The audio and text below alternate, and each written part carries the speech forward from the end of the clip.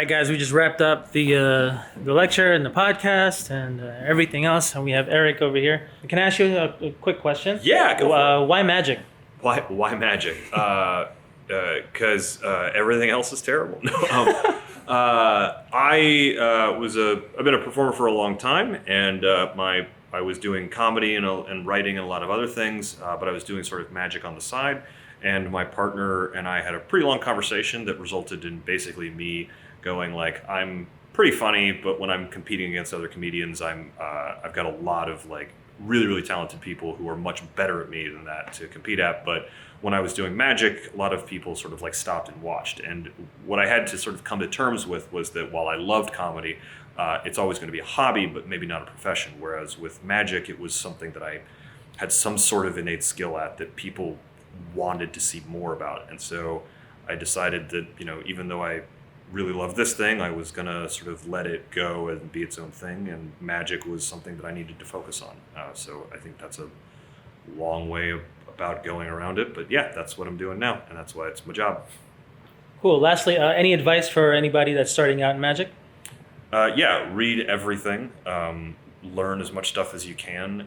And learn to accept your limitations, I think, is the most important thing.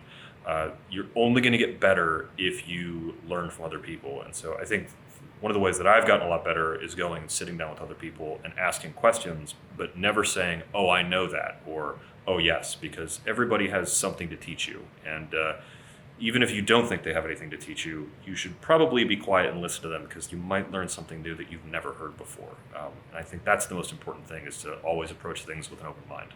Keeping an open mind, that's something a magician has trouble doing, especially if you're just starting out. You think your way is the only way, and that's not true.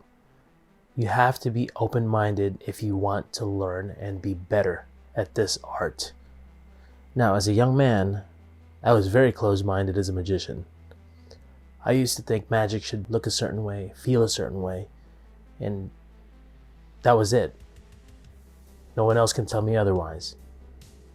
But later on, as I've gotten older and wiser, I think, I've learned to become open-minded and learn everything from everyone in every possible minute that I can. So that's the lesson learned today.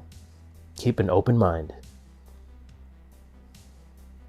Once again, guys, don't forget to subscribe and hit the bell icon so you guys get notified of the latest videos. And don't forget to smash that like button.